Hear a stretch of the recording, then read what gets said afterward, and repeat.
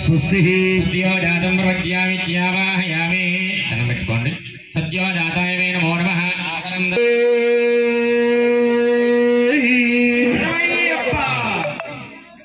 వామదేవాయ నమః ఇతి స్నానం స్వరస్వామృష్టియం భవామాదస్య సంగరే క్షీరేణ స్నపయామి.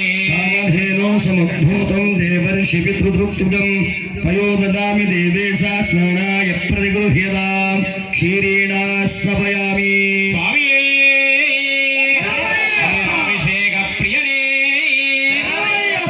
స్వామి వారికి రెండవ పాలు వేస్తారా ఆవిడ చేత నీళ్లు వేయిస్తుండని చెప్పాను నేను. స్వామి వారికి రెండవ అభిషేకం ప్రారంభమవుతోంది.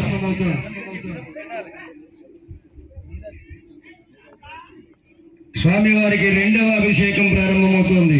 అదేమిటంటే స్వచ్ఛమైన ఆవు పెరుగుతో అభిషేకం ప్రారంభమవుతోంది.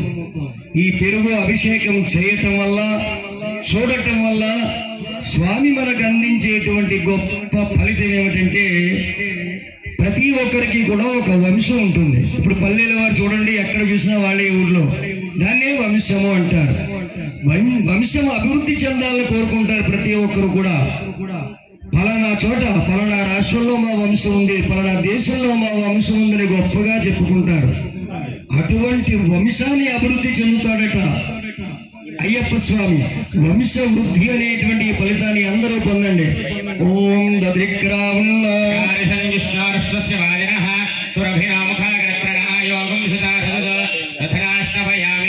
చంద్రమండల సంకాసం సర్వదేవ ప్రియం శుభం నది స్నానార్థంతే మయా దత్తం పంచశైల నివాసనే భవేనా స్నపయామి.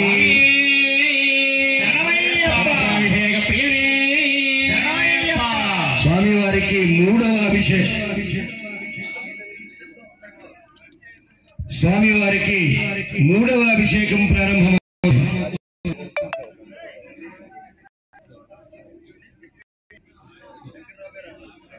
స్వామి వారికి మూడవ అభిషేకం ప్రారంభమవుతోంది. అదేమిటంటే ఆవు నేతి స్వామి వారికి అభిషేకం జరుగుతోంది. ఈ నెయ్యి అయ్యప్ప స్వామికి ఎంతో ఇష్టం. అందుకనే మనం మండల కాలం దీక్ష చేసి శబరిమల ప్రయాణం వెళ్లే ముందు కొబ్బరికాయ నిండుగా నేతిని నింపి అయ్యప్ప స్వామికి అభిషేకంగా తీసుకువెళ్తాం. కొబ్బరికాయలోనే ఎందుకు నెయ్యి తీసుకువెళ్ళాలి? వేరే దాంతో తీసుకొచ్చితే ఒక సీసాతోటో డబ్బాతోటో ఇంకొక పాత్రతోటో తీసుకువెళ్ళచ్చు. కొబ్బరికాయలోనే నేతిని నింపి అదే ఎందుకు తీసుకువెళ్తారు? కొబ్బరికాయలు ఎప్పుడైనా మీరు ఒలిచిన కొబ్బరికాయను చూశారో లేదో, అలా నిలువుగా పట్టుకుంటే 3 నిలువు నామాలు కనపడతాయి. ఆ 3 నామములు కూడా విష్ణు స్వరూపం. పైన 3 నేత్రాలు ఉంటాయి, త్రినేత్రాలు అంటే 3 కన్నులు. అవి పరమేశ్వరుడు యొక్క త్రినేత్రాలు. ఆ 3 నేత్రాల్లోంచి ఒక నేత్రానికి రంధ్రం పెడతాడు గురువు, కన్నం పెడతాడు. ఎవరు పడితే అల్ల పెడేస్తారు. ఈ మధ్యని గురువు చేత పెట్టించుకోవాలి. కన్నం పెట్టిన తర్వాత ఆ కొబ్బరికాయలో నిండుగా నేతిని నింపి దాన్ని శీలుతో బంధించి ఇరుముడు కట్టి శిరస్సు మీద పెట్టి క్షేమంగా వెళ్ళు అని గురువు ఆశీస్సులు అందిస్తాడు, తల్లిదండ్రులు ఆశీస్సులు అందిస్తారు. అది పట్టుకుని శబరిమల వెళ్తాడు ఈ యాత్ర.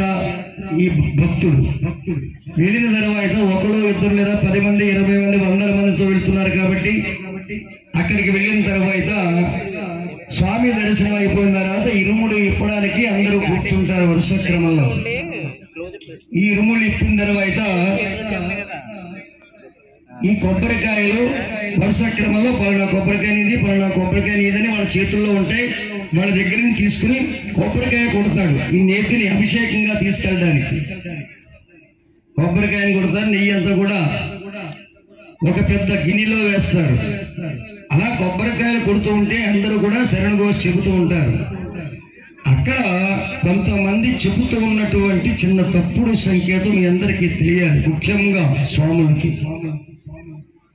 అందులో ఉన్నటువంటి నెయ్యి గడ్డ కడితే అతని దీక్ష బాగున్నట, పలచగా ఉంటే దీక్ష బాగోలేదట. కొంతమంది చెబుతున్నటువంటి మాటలు. అటువంటి అపోహలకి ఎవ్వరూ కూడా పడవద్దు. కొబ్బరికాయలో ఉన్నటువంటి నెయ్యి గడ్డ కడితే దీక్ష బాగా చేసినట్టు, పలసగా ఉంటే దీక్ష బాగా చేయలేనట్టు అనేటువంటి భావం ఎక్కడా లేదు. ఎందుకంటే అసలు స్వామి వారికి నిజంగా అభిషేకం చేయాలంటే నెయ్యి ఎలా ఉండాలి? పలసగానే ఉండాలి. గడ్డ కడితే ముద్దలు పడుతుంది.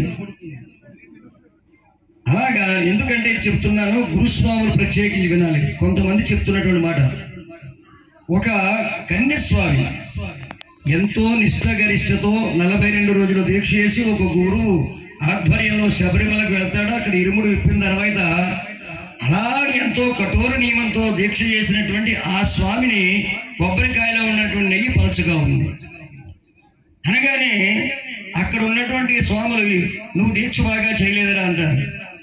ఎంతో బాగా చేశాను నేను, స్వామి నన్ను కరుణించలేదే అని ఆ స్వామి హృదయం తల్లడిల్లి గుండె ఆగిపోయినటువంటి పరిస్థితి మేము చూశాము. కాబట్టి చెబుతున్నాను, మనిషిని బ్రతికించండి. మానవ సేవే మాధవ సేవ. మనిషిని చంపేటువంటి హక్కు మనకి లేదు. కనుక ఎప్పుడూ కూడా అలాంటి అపోహలు గురుస్వాములు కానీ మరొకరు కానీ ఆ శబరిమలలో ఇరుముళ్ళ విప్పినప్పుడు ఎవ్వరూ అనకండి. ఎవరి నెయ్యి గట్టిగా ఉన్నా, ఎవరి నెల్లి పలచగా ఉన్నా, మొత్తంగా అంతా పలచబడే స్వామి వారికి అభిషేకంగా వెళుతుంది. ఇది గ్రహించండి. అటువంటి ఇష్టమైనటువంటి నెయ్యిని స్వామి వారికి అభిషేకం చేస్తున్నారు. ఈ అభిషేకం చూసిన అయ్యప్ప మనకు అందించేటువంటి గొప్ప ఫలితం ఏమిటంటే, ప్రతి ఒక్కరూ కూడా ఉదయం లేచిన తర్వాత ఏదో పని మీద బయటికి వెళుతూ ఉంటారు. అలా వెళ్ళినటువంటి సకల కార్యములు కూడా దిగ్విజయంగా పూర్తి చేస్తున్నట్ట. సకల కార్య జయము అనేటువంటి ఫలితాన్ని అందరూ పొందండి.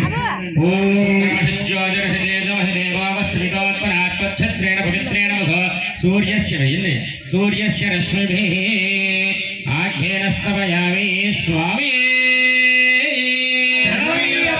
ఆద్యాభిషేక ప్రియనే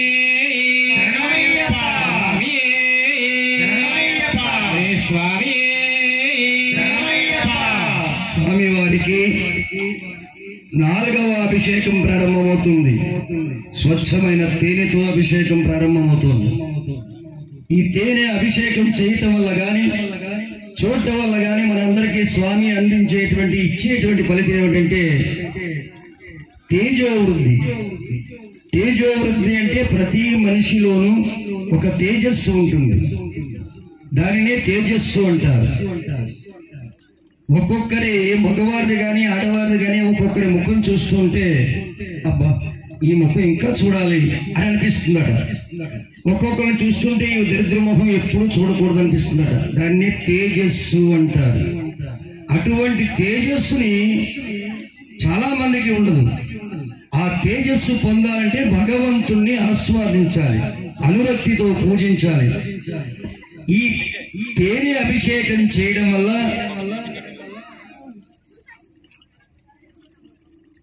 ప్రతి ఒక్కరికి కూడా తేజస్సును అందిస్తాడట స్వామి.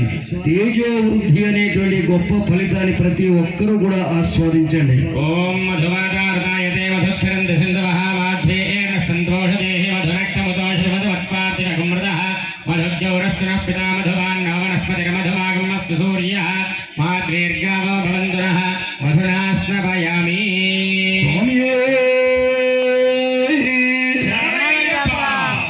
స్వామి వారికి 5వ అభిషేకం ప్రారంభమవుతోంది. శర్కర అభిషేకం. శర్కర అంటే పంచదారతోటి స్వామి వారికి అభిషేకం జరుగుతోంది.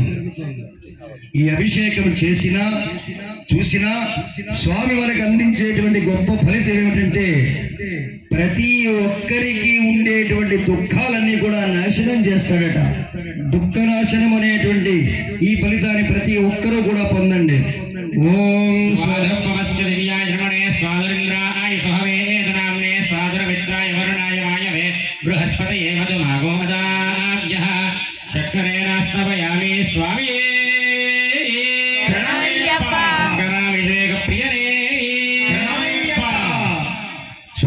వారికి 6వ అభిషేకం ప్రారంభమవుతుంది. పంచామృతాభిషేకం. పంచామృతం అంటే 5 అమృతాలు. 1 పాలు, 2 పెరుగు, 3 నెయ్యి, 4 తేనె, 5 పంచదార. ఈ 5 కలిపినటువంటి మిశ్రమంతో స్వామివారికి అభిషేకం ప్రారంభమవుతోంది.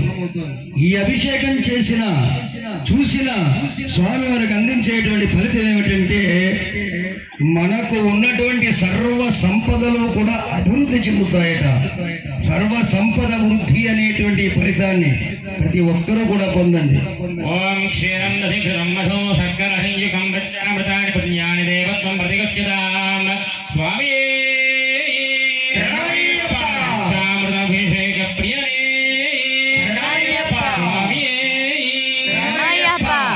స్వామివారికి 7వ అభిషేకం ప్రారంభమవుతోంది. అదేమిటంటే నారికేళ జలాభిషేకం.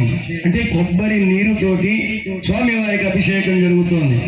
ఈ కొబ్బరి నీరు అభిషేకం చేయడం వల్ల కానీ చూడటం వల్ల కానీ స్వామి మనకు అందించేటువంటి గొప్ప ఫలితం ఏమిటంటే ప్రతి మనిషికి ప్రతి కుటుంబానికి ఉన్నటువంటి రోగాలన్నీ కూడా నాశనం చేస్తాడట. ఆరోగ్యము అనేటువంటి మంచి ఫలితాన్ని అందిస్తున్నాడు స్వామి. అటువంటి ఫలితాన్ని ప్రతి ఒక్కరూ కూడా పొందండి. గంగాద సర్వతీర్థేభ్యః ఆహృదేన అమృతేజనైః స్నానం కృష్ణ భగవాన్ హరిహర పుత్ర నమోస్తుతే. స్వామి శరణమయ్యప్ప. నారికేళ జలాభిషేక ప్రియనే స్వామి వారికి 8వ అభిషేకం ప్రారంభమవుతుంది. అదేమిటంటే దాడిమి జలాభిషేకం. అంటే దానిమ్మ రసంతో స్వామి వారికి అభిషేకం ప్రారంభమవుతోంది. ఈ దానిమ్మ రసం అభిషేకం చేయటం వల్ల కానీ చూడటం వల్ల కానీ స్వామి మనకు అందించేటువంటి ఫలితం ఏమిటంటే ప్రతి మనిషికి కీర్తి ప్రతిష్ట పెంపొందిస్తాడట, గౌరవాన్ని పెంపొందిస్తాడట. అటువంటి ఫలితాన్ని ప్రతి ఒక్కరూ కూడా పొందండి. బృహస్పతి ప్రచోదయాత్తానాం చంద్రమగం మసాః ఫలోదకేన స్నపయామి. స్వామి శరణమయ్యప్ప. అభిషేక ప్రియనే శరణమయ్యప్ప. స్వామి వారికి 9వ అభిషేకం ప్రారంభం అవుతుంది. అదేమిటంటే ఇక్ష్వాభిషేకం. అంటే చెరకు రసంతో స్వామి వారికి అభిషేకం జరుగుతుంది. ఈ చెరుకు రసం అభిషేకం చేయటం వల్ల కానీ చూడటం వల్ల కానీ స్వామి మనకు అందించేటువంటి గొప్ప ఫలితం ఏమిటంటే ప్రతి మనిషికి దారిద్ర్యం ఉంటుంది.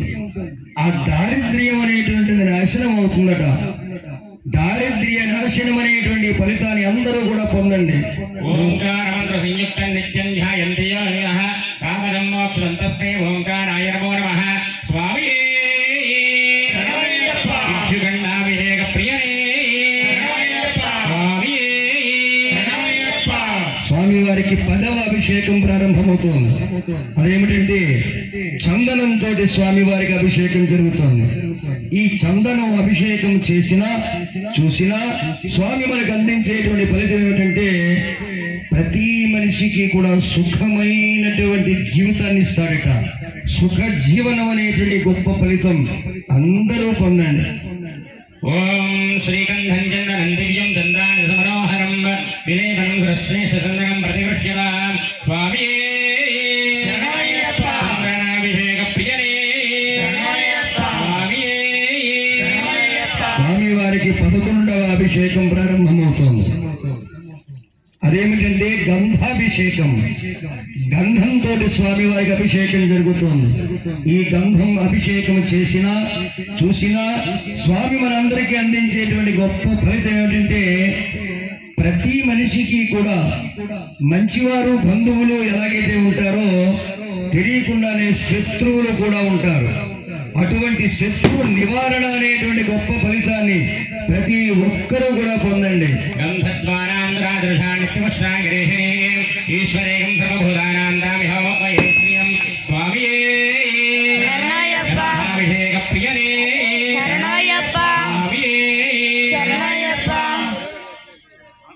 స్వామి శరణం. అయ్యప్ప స్వామి వారు తన ప్రతిరూపంగా మన స్వామి వారిని మన గ్రామానికి పంపిస్తున్నారు. అందరూ కూడా పైకి లేచి నిలబడండి. గృహానిజం కుంకుమ మనోహరవదార్పితం హరిద్రచూర్ణ సమాయుక్తం కుంకుమం కామదాహితం నానాభరణం దివ్యం గృహాణ గణభూషణం స్వామియే